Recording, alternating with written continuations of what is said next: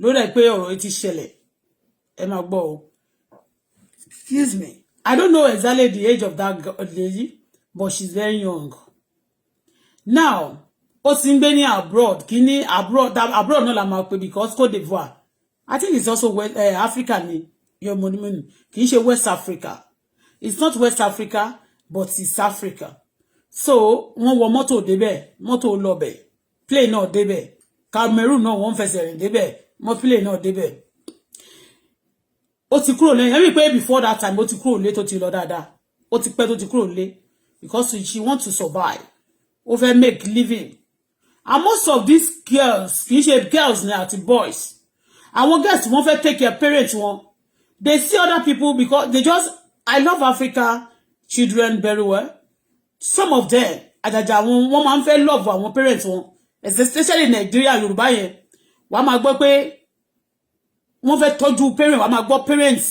Their parents are very, very, ìwọ̀n ní priority majority àwọn ènìyàn wa. Wàá gbọ́ ẹni tó lọ ṣaṣẹ́wó, kí ló ṣẹlẹ̀ tó fi kúrò lé mo fẹ́ take care àwọn ọmọ, ìdá àwọn ọmọ mi, àbáwọn parents mi, màmá mi, bàbá mi, àtàwọn ọmọ mi. Ó ti yé yín mẹ́yẹn. Normally in abroad, nílùú Canada and Dubai, àbí nílùú South Africa, ìlú àwọn tó ṣe ti understand, they pay father, they pay mother from the government. But before they pay them, before the government pay them, pé kó máa san old kini fún wọn, kó máa san benefit fún wọn, they too they work. Iṣẹ́ wà wọ́n ti ṣiṣẹ́, tán dẹ̀ ti san tax fún ìjọba. So there is money they, àwọn business, wọ́n máa ń pè kini kan ní, okay, let me, wọ́n máa save for future, ó ti yé yín mẹ́yìn. So, even though you don't save, if you save for future, you get more money. If you don't save, they give you. Okay? You working, you don't work, they give you, they make provision for you. Okay? But in Nigeria, especially Yoruba, these people, táwọn ọmọ gan ọkùnrin bá lọ jalè, tó bá bèèrè lọ́wọ́ wọn, I want to take care of my mother. I want to take care of my father. I do this because of my family. I don't want my family to suffer. I don't want my children to suffer. Okay? They go because a lot of people, because there's a lot of people, you understand me, a lot of problem, they go abroad, wọ́n fẹ́ mọ nǹkan tí àwọn ọmọ yẹn fẹ́ lọ ṣe. Most of our Nigerians, wọ́n ti mí ti kú, eléyìí tẹ́ rí ìsìn, ẹ̀hún lẹ gbọ́. There was a time lady kan ní South Africa, wọ́n ń pe ọmọ Ìkàrẹ́ ni, mo pàdé ẹ̀ ní South Africa nígbà yẹn. Kí lorúkọ ṣe Bọ́sẹ̀ ni, ọmọ Ọ̀kọ̀run. This girl, àbí this lady, ó máa ń sọ, ó sọ fún mi, kíní ló gbà wọ South Africa. Ó ti lọ sí, kí lorúkọ ìlú Libya. Ó ti lọ Libya rí. Ó wá sọ fún mi pé òun àtàwọn kan tó jọ kúrò lé pé ọmọ Ìkàrẹ́ ni wọ́n. Ipe ńgbà tí wọ́n kúrò lé ńgbà yẹn, ipe ẹni yẹn ti kú sí desert. Ipe àwọn bàbá àti ìyá ẹ̀ rò pé wà nílùú Ìgbò, kó dẹ̀ ti kú tipẹ́. Òun ló kọ́kọ́ sọ fún mi nígbà yẹn ní South Africa, mi ti ẹ̀ mọ́rí, may daddy Sarah rest in peace. Òun ló sọ fún mi pé ńgbà kan tó lọ bá ẹnìkan ṣiṣẹ́ ní town, ló lọ ṣiṣẹ́ ní ọ́fíìsì kan ní town. Òun ló wá rí gẹ̀yẹn tó máa ń kiri ọjà, tó máa ń kiri oúnjẹ. In fact, lady yẹn kan ló jẹ́ kí n wá bẹ̀ sí ta rice.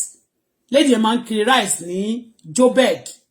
So tó bá ti dé, Daddy Bukky náà máa ń ra oúnjẹ lọ́wọ́ ẹ̀ ńgbà yẹn. So ó máa ń jó, ó máa ń kọrin, tó bá ti pé wọ́n gbé tapes á máa jó, á máa kọrin. So wọ́n wá béèrè pé ọmọ bo ni, ó wá lọ́mọ Ondo State, wọ́n ní bo lóòzó lóhùn Ìkàrẹ́. Wọ́n ṣe wá sọ pé Ìkàrẹ́ yẹn, ó wá sọ pé Mama Bukky ṣe Ìkàrẹ́ ni. So bí mo ṣe connect mi mọ̀ nìyẹn nígbà yẹn, that lady. So ọjọ́ tí máa kọ́kọ́ lọ rí, he was telling me stories about báwọn ṣe rìn. Get tá ń sọ yìí, ó lè pa èèyàn nítorí 1 naira. Get tí mo sọ yìí, kò fi owó ẹ̀ kọ̀ọ̀kan, kò fi buy anybody ṣeré. This guy no dey buy clothes. This guy no dey do hair. This guy no dey do fashion. This guy no dey play with money, any penny like this. Ó máa keep ẹ̀ báyìí ni, because ó sọ pé òun ti mọ nǹkan tójú ń rí. Ọpẹ́lọpẹ́ Ọlọ́run ló yọ òun ní desert àti aginjù yẹn. Ipe so owó tó ń wá káàkiri yẹn, òun gbọ́dọ̀ keep ẹ̀ dáadáa. Nígbà tó Ọlọ́run ti yọ òun yẹn, kó mọ nǹkan tó ń fi ṣe. Kò ń dá ṣèyàn lówó, kò ń fúnyàn lówó, kò tiẹ̀ ń fún rẹ̀. Kò fún rẹ̀ gangan, ó ti yé yín. But tí mo fẹ́ sọ ni, ó lè lot of people kú síbẹ̀. Bọ́sẹ̀, ṣé Bọ́sẹ̀ nàbí Títí? Bọ́sẹ̀ lórúkọ ẹ̀. Now, majority of these people tó bá kúrò lé, àjàjà tó bá jẹ́ ọmọ Sisi tó bá kúrò ní orílẹ̀-èdè Nàìjíríà tó bá lọ sí Côte d'Ivoire ẹ gbọ́dọ̀ mi bẹ́yẹn ó máa láwọn tó kọ́kọ́ gbé lọ wọn ò sọ̀rọ̀ débi bẹ́yẹn ó ti yé yín wọn ò sọ̀rọ̀ débẹ̀ yẹn and I don't want to talk about the place also but I will talk about it tá bá ti kọ́kọ́ ṣetán.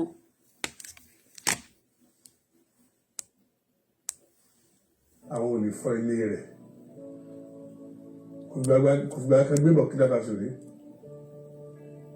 kódò fàyè náà ni ó wà.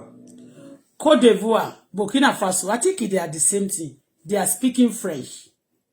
Ó ti yé yín mẹ́yẹn. Ó ní kò gbé wọn gbé Burkina Faso. Burkina Faso, I think is a maybe Côte d'Ivoire. I think it's the capital of, you know, they are the same thing, okay? So this lady, 2019, ó wá sí Nigeria. That is to say, pé ó ti máa ń lọ ó ti wà ńbẹ̀ ti pẹ́, gbà tí sì ti wọlé, ó ti ń wálé, wá prepare fún ìyá ẹ̀ àti bàbá ẹ̀. Wọ́n ti ń gbádùn, wọ́n ti wà, ó ti ń try láti put smile to their face. Ó wálé, ó wá ńgbà tó wá wálé yẹn 2019, wọ́n pè pé wọ́n fọ́ ilé ẹ̀ ní ọ̀hún yẹn. Ẹ máa gbọ́. So wọ́n pè pé àwọn olè fọ́ ilé ẹ̀. Ó dẹ̀ padà dé àméjì yẹn tó ń gbé. Ẹnìkejì ẹ ló pè é. Nígbà tó dẹ̀ dọ̀hùn, ẹnìkejì sọ fún pé òun mọ ẹni tí ó wá jalè lé wọn. Ẹni tó wá jalè nínú ilé yẹn àmì ẹni tó pè yẹn mo fẹ́ kí wọ́n ní wọ́n ti ń ṣe investigation lórí ẹ̀ o ṣùgbọ́n mò ń bọ̀ o wọ́n ní wọ́n ti ń ṣe investigation tó mo ti rí honourable Abrikeno mo ti rí lórí news káàkiri pé we want to investigate this issue okay best good very very good but ẹni tó pè yẹn ṣọmọ Nàìjíríà lẹ́ni tó jọ ń gbélé ṣọmọ Nàìjíríà lẹ́ni tó jọ ń gbélé two iṣẹ́ wo ni wọ́n ń ṣe gangan kò nídìí kí wọ́n tijú ó ti kú sí ó ti lọ iṣẹ́ wo ni wọ́n ń ṣe gangan torí majority of them tó bá ti ní wọ́n ń gbé ní méjì bẹ́yẹn most of them they do iṣẹ́ runs ni wọ́n ń ṣe so àwọn ọkùnrin máa wálé wá máa bá wọn sùn níbẹ̀ àbí kó jẹ́ pé tó bá dẹ̀ jẹ́ pé ó ti ń ṣiṣẹ́ ní ìgboro bẹ́yẹn tó ti ríṣẹ́ àbí tó ti ń ṣe business tí ò ṣe irú nǹkan bẹ́yẹn mọ́ because most of them náà according to stories àmà gbọ́ wọ́n ní tó bá ti lówó wọ́n máa lọ dá business yẹ àbí kán lọ bẹ̀rẹ̀ new life pẹ̀lú another thing owó tó bá ti make iṣẹ́ wo lẹ́ni yẹn gọ́gọ́ ń ṣe ọmọ ìlú wo ni ẹni tó jẹjọ́ ń gbélé tó ránṣẹ́ tó pé yẹn ọmọ ìlú wo ni tó ránṣẹ́ wá sọ́dẹ̀ padà dé ó dẹ̀ wá lọ tó torí kíní yẹn kò tíì fẹ́ kúrò Nàìjíríà ó wá lọ wọ́n pè pa bí àpèpa ni wọ́n pè pa. ọlọ́run orí gbà tó wálé ó dàbí kó tẹ̀ gbó ní ọ̀bẹ gan so ọjọ́ kí wọ́n dà mọ́ pàtó ń dé. ó pè é ẹ máa gbọ́ o ọmọ tó pè wálé yẹn ẹni tó pè yẹn gọgọgọgọ tí wọn ò mú sí tí ò ṣe kankan to me she's a part of the game tí ó wà nínú kinní yẹn torí pé òun ló pè é ó ló lè wálé wọ́n wá kó ẹrù ó ní wọ́n gún lọ́bẹ number one wọ́n lè má gún lọ́bẹ ẹ ti gbọ́rọ̀ mi ẹni tó pè wálé gọgọgọgọ èmi ò dé kò Burkina Faso wọ́n ní ìlú kan ló máa kì í ṣe the same country okay mi ò mọ̀ I don't know I've never been there so lady tí ó pè yẹn gọgọgọ definitely lady yẹn she's part of the game because bàbá yìí náà sọ pé n tó fọ́nì ni pé ọmọ lady ẹni tó pè yẹn pé kòkò tàbá out now ó ní olè wálé òun ló pé pó lè wálé òun dá olè yẹn mọ̀ kódà wọ́n ti ẹ̀gún wọ́n gún ẹni tó jọjọ ń gbélé gbà lọ́bẹ òun tí wọ́n gún lọ́bẹ kò lọ sí station igbó òkè òun lòun wà nílé o tí olè wálé o ó ti kó ẹrù ọ̀rẹ́ òun lọ o wọ́n dẹ̀ ti gún lọ́bẹ o kò sọ bẹ́ẹ̀ ó wá pé tó wà ní Nàìjíríà ó ní kó máa bọ̀ pé olè ti wọlé o ìyẹn dẹ̀ dé ó ní kó lọ station according to bó ṣe sọ wọ́n wá offer lady yẹn ní owó 100,000 gẹ́ yẹn wá lóhun ògbà yìí tó kú yẹn ipe ẹrù tí wọ́n kó nínú ilé ìwé pé 300,000 imagine owó tí ò wọ $1,000 ẹ ti understand òun náà tó torí pààyàn owó yẹn kò wọ $1,000 ó lóhun ògbà 100,000 meanwhile this lady tó wà nínú ilé yẹn tó ránṣẹ́ pé gangan ó lè wà nínú àwọn tó máa sọ fún pé ó gbúdọ̀ gba $1,000 iye tó ń kónú ilé gangan ni kò gbà but kí ló dé tóhun tó wà nílé tó fi sílẹ̀ sílé tí wọ́n ti gún lọ́bẹ tó dẹ̀ wá jalè lójú ẹ̀ tí ò lọ station kó tó ti pé wọ́n dé kí ló dé tó dẹ̀ jẹ́ pé ńgbà tí wọ́n fún ní owó yẹn torí pé wọ́n ti plan is arrange work I understand is arrange work ẹni tó ló wá jalè ó lè jẹ́ boyfriend the other lady yẹn wọ́n lè ní ìjà ẹ ti understand nǹkan kan lè ṣẹlẹ̀ kó jẹ́ pé lady yẹn fúnra rẹ̀ gọ́gọ́gọ́gọ́ òun àti boyfriend ẹ̀ ẹni tó ló wá jalè nínú ilé yẹn ó lè jó àti ẹ̀kọ́kọ́ ló kó ẹrù tó lọ kó ta ó dẹ̀ lè jẹ́ pé wọ́n ní ìjà kan ẹ̀tàn dẹ̀ kan jà kí gbogbo kìíní yẹn kó bàjẹ́ ẹ̀tàn dẹ̀ sáà bí bóyá nǹkan tó máa sọ ń sìn kò lè ju bóyá bíi tv àwọn nǹkan bíi fíríjì ẹ̀tàn sáà bẹ́ẹ̀ kọ́ dẹ̀ kó ẹ̀tàn sáà bẹ́ẹ̀ kó máa jà kan fọ́ nǹkan kó dẹ̀ sọ pé òkè wọ́n ṣe kí ni ó wá lé ńkọ́ ṣe ló wá jalè ẹ ti gẹ́ẹ̀tì nǹkan tí mo sọ pé ṣe ló wá lé tó wá jalè pé ìfà tó tiẹ̀ gùn ní ọ̀bẹ ní ọwọ́ ẹ̀tàn sáà bọ̀tán gún lọ́bẹ̀ kò lọ station kò ṣe nǹkan kan ó wá ti bí yẹn ó ní kó lọ sí station. lọ sí police station láti lọ report ibi tí problem wà ní pé DPO police station yẹn ẹ̀gbọ́n ẹ̀tọ́ á jalè. DPO police station ó lè má jẹ́ ẹ̀gbọ́n tó wá jalè but they normally take side of their people because ìlú wọn ni DPO yẹn lè má jẹ́ family because ó jẹ́ ìlú wọn ẹ ti understand ìlú Nàìjíríà la ṣe rí pé wọ́n lè support òyìnbó kó support àwọn other tribe or China against Nigeria but in other country they do take side of their citizen okay they do take side of their citizen and I'm going to tell you a sample of what happened to me tí mo dẹ̀ ti ń pariwo lórí social media yìí náà tí wọ́n dẹ̀ ń parọ́ ọmọ mi ẹ máa gbọ́ o. èdè tó wá di ẹrù ẹ̀kọ́ ni dípò ẹ wá bá a sọ̀rọ̀ pé mo fẹ́ fún ní 100,000 naira pé kó gbàgbé gbogbo nǹkan tó ṣẹlẹ̀ wọ́n sọ pé ṣáídà. Do you know that lady tó wà nínú ilé tó fi sílẹ̀ sínú ilé yẹn that lady she's part of what happened to her in fact she's the principal of what happened to that girl that died bẹ́ẹ̀ ni mo sọ she's part of it because báwo ló ṣe máa dé òun ló ránṣẹ́ pé wọ́n jí ẹrù nínú ilé ẹ̀ kó tó di gbódé òun dẹ̀ wà nínú ilé ṣé ẹrù ti ti gẹ́ ẹ̀yẹn ti bí yẹn wọ́n jí ẹrù ti ti ẹ̀kọ́ àbí wọ́n jí ẹrù ti ẹ̀kọ́ àbí plan work ni pé this is how I'm going to get rid of this lady or ó ti believe pé bóyá ó intimidate ẹ̀ bóyá ó ti wá wò pé òkè ò lady ti ń wà òkè jò òun lọ àbó fún ìjù òun lọ àbó ń lọlé ó ti ń take àwọn family tiẹ̀ ó ṣe bákan jò òun lọ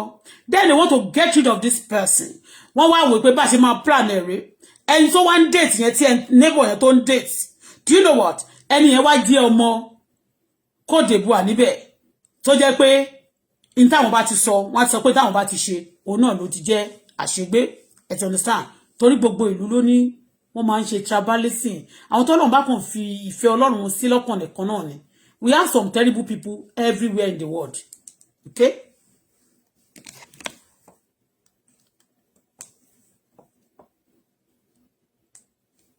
tó ṣẹlẹ̀ wọ́n sọ pé ṣáídà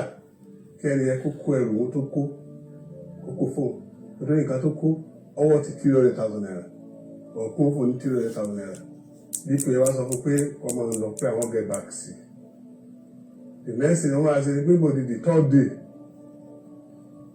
dípò ẹ wá mú àtàwọn ọlọ́pàá mi wọ́n mú ọmọ kékeré kan lẹ́yìn pé àwọn tí wọ́n ọmọ yẹn láti bí oṣù kan oṣù méjì pé ọ̀pọ̀ olùwàbọ̀ ọmọ yẹn.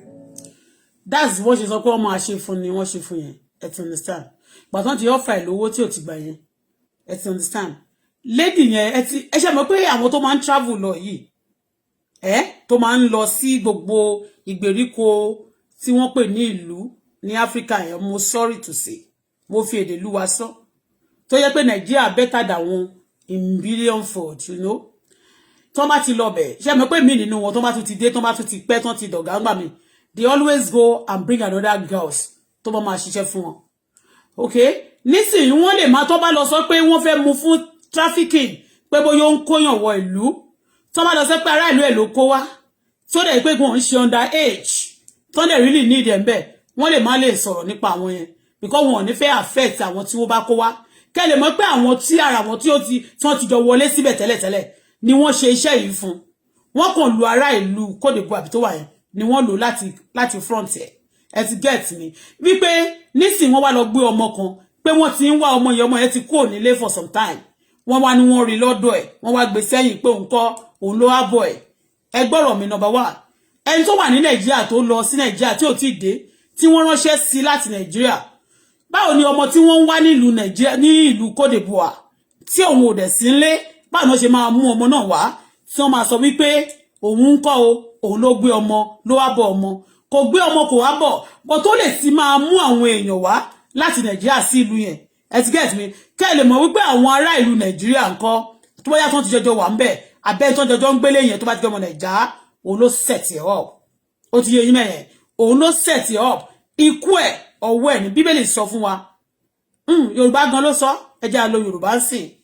ó ní pé ẹ̀yìnkùlé ni ọ̀tá wà inú ilé ni àwọn tó máa ń ṣe ènìyàn máa ń gbé ẹni tó bá ti ń ṣe tó bẹ̀rẹ̀ irú bí mo ṣe wà ń sìn all the problems tí mo face all over the world the problem started from my home before the outside that are legions now build on it without anybody without ẹni tó wà nínú ilé yẹn ó ti yé yín bẹ́yẹn ogun tó jagẹ́ yẹn kò lè jà ikú tó kú yẹn ó possible kó má kú òun ló pè wá nígbà tán ti parí tán ti ṣe ó wá wò pé òkè o òun máa pè wá ni á dẹ̀ wá pretend but tó bá jẹ́ pé gẹ̀yẹn náà mọ̀ nígbà yẹn kó tó di pé ó lọ sí station torí bẹ́ẹ̀ tó bá wà lábẹ́ omi you trust nobody ẹni tẹ́jọ́ ń gbélé yẹn you call that person your friend má trust ẹ̀ pé ọ̀rẹ́ ẹni ó ti fowó ẹ̀ràn lọ́wọ́ má rò pé tó pé ó ti fowó ẹ̀ràn lọ́wọ́ yẹn then he cannot poison you cannot kill you okay now ó ránṣẹ́ pé wá nìyẹn ó rí bí threat ó fẹ́ eliminate ẹ̀ ó dẹ̀ plan pẹ̀lú àwọn ará ìlú yẹn láti mú kúrò ó wá wò pé kí la fẹ́ ṣe sí ó lè ní kí wọ́n ṣe ó lè ṣe kó nǹkan ṣèṣe kán máa lè sọ pé wọ́n jí ẹrù ẹ̀ ni torí tí ò bá ní wọ́n jí ẹrù ẹ̀ tó bá sọ pé òun kò ẹnìkan wá kẹrù nulé ẹni ẹ lè bèrè pé kí ló dé tí wọn kó títí ẹ̀ ṣé wọn tó bá tiẹ̀ ní wọ́n kó ti tòun náà torí òun náà lè sọ pé wọ́n ṣe ti tòun bá kan torí pé you just want to get rid of that person number one kan tó wá kẹrù ẹ̀ nínú ilé ẹni tó dédé wà tó ìwà láyé tó dédé nígbà tí òun lọ sí Nàìjíríà tán wọlé wá tó ní wọ́n kó ẹrù ẹ̀ ìyẹn mi kó ti prepare fún ipò máa kú ni gbogbo ẹrù ẹ̀ gbọ́dọ̀ kú kó kúrò nínú ilé they have to take all our things ní gbogbo àtó ti ní kí ó tó lè ti wọlé gbogbo nǹkan tẹ́niyẹn nílé tó ti ní kí wọ́n ṣá tó ti ní kí wọ́n kó lọ ìyẹn mi pé ó ti fẹ́ pa kò fẹ́ rí mọ́ she get rid of that girl okay tí wọ́n bá mú torí bàbá yìí sọ pé wọ́n mú gẹ́ yẹn ó wà níta bá ṣe ń sọ̀rọ̀ báyìí kò sí nǹkan kan tó ṣe òun dẹ̀ ló wà lé nígbà tó lè jà ẹ máa jẹ́ ká sọ̀rọ̀ mo ń bọ̀ nípa àwọn tí Madam Abike o.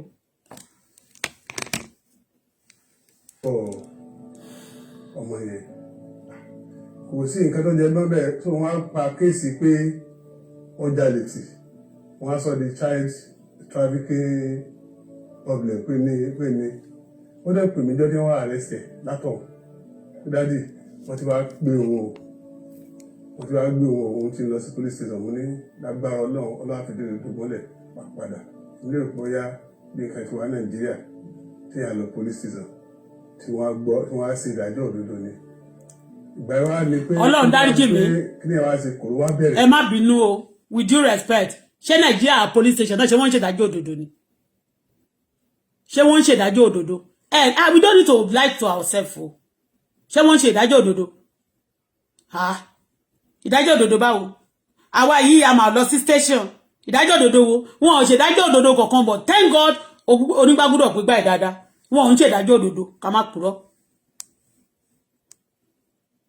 mo sọ fún pé wọ́n sẹ́ńtẹ́ǹsì. tó bá dẹ̀ ń ṣèdájọ́ òdodo gan àwọn àfi tó wẹ́ pé àwọn tó wà ní àfi tó bá ṣe àwọn tó wà tó bá mọ̀yàn àbí bẹ́ẹ̀ ni àfi tẹ́wọn tó bá fẹ́ lọ fẹ́ jẹ́ wọn sùn àfi tí wọ́n bá jù ẹ lọ ni wọ́n máa sọ pé okay madam wetin happen wà dẹ̀ náwó aṣọ ẹ wọn ò ń ṣèdájọ́ òdodo ní orílẹ̀-èdè ni nípa tọlọ́pàá ẹ má sọ yẹn o ẹ máa jẹ́ ká sọ̀rọ̀ bọ̀tẹ́ni gbúdọ̀ sọ̀rọ̀ torí pé ó gbúdọ̀ pọn orílẹ̀-èdè Nàìjíríà ní ẹ má bínú o gbogbo ẹ̀yin tẹ́ wà ní power iye mi experience lèmi jẹ́ I mean at least mo ń sọ̀rọ̀ with experience ni wọn ò ṣèdájọ́ òdodo òun náà ló gbé mi débi tí mo wà léni adẹ̀ tún máa sọ Madam Abike mo ń bọ̀ mi ti dé. yes in prison yẹn wọ́n wá sí débi pé kápẹ́ ẹ̀sẹ̀ nìbàdàn bì wọ́n á gbé lọ sí prison nílọrin. ìtí wọ́n try láti ṣe fún níbẹ̀ ni wípé ẹni yẹn ná ọmọ tibí tí wọ́n jọ ń gbélé èyí kan sọ pé bóyá ó jẹ́ ẹ̀gbọ́n tó wá jalè pé òun rójú olè ó dó lè mọ̀ wọn ò dẹ̀ tí ì pa òun ní ìlú Côte d'Ivoire wọ́n wá mú ẹni tó wá pè wá láti Nàìjíríà no ṣé ẹni tó wà nílé yẹn runs làwọn ọmọdé yìí ná ó possible kan máa ṣe bẹ́ẹ̀ ni may her soul rest in peace runs ló máa ṣe but ó lè jẹ́ pé ọmọ tó wà nínú ilé yẹn gọgọ tó jọ gbé ó lè ti lọ sùn pẹ̀lú ọlọ́pàá kó ti mú ọlọ́pàá ṣe mọ̀ pé àwọn aṣẹ́wó máa ń connect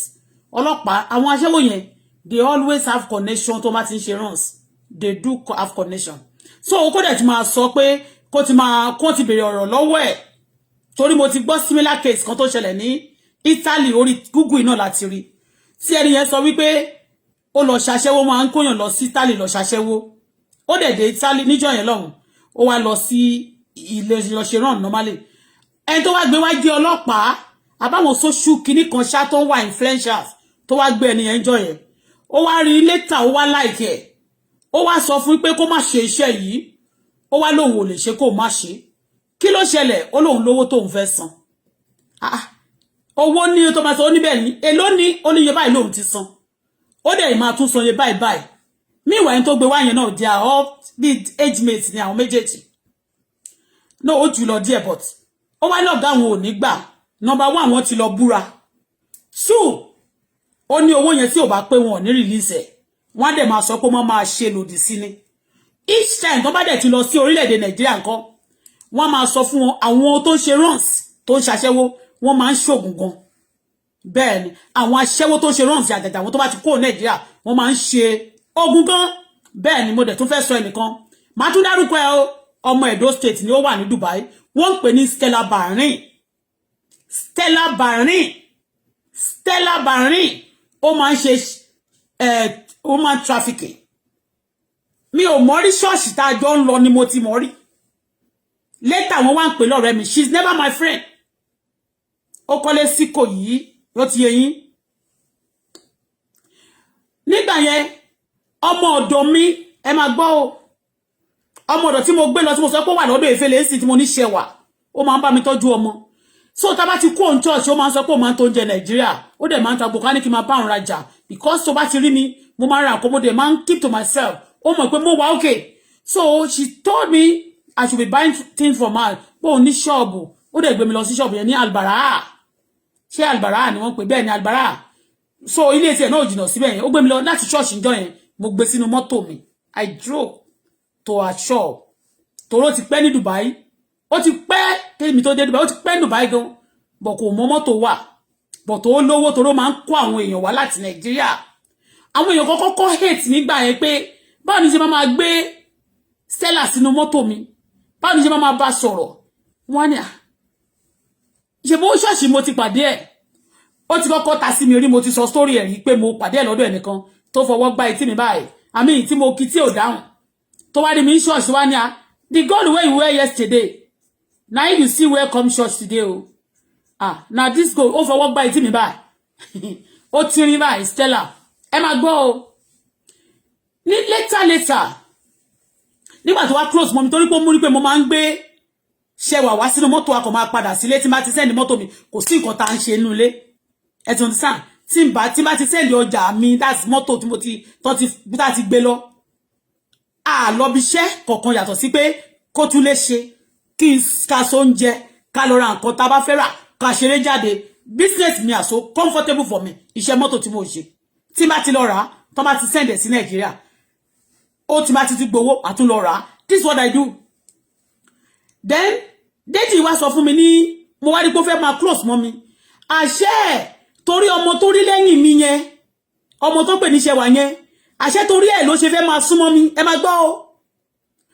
ó wá di ní ọjọ́ kan ó wá bèèrè lọ́mọ a máa fẹ́ kọ́kọ́ bọ́ ọmọ ìgbà tó ti bá mi sọ tí mi ò understand nǹkan tó ń sọ because ẹlòmíì wọn máa bá mi sọ mú mi pé kò yé mi nǹkan tó ń sọ ó ti yé mi yẹn ó ní Bọ́lá